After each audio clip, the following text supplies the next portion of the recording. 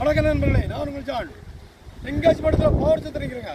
Power சத்திரம் bus stand பக்கத்தில், bus ஸ்டாண்ட்லேருந்து ஒரு 500 மீட்டர் தொலைவில் ஒரு 61 சென்ட் விற்பனைக்கு இருக்குது. 110 அடி போப்பில் பாருங்க. சென்ட்டுக்கு வந்து 5.5 லட்சம் கேட்காங்க.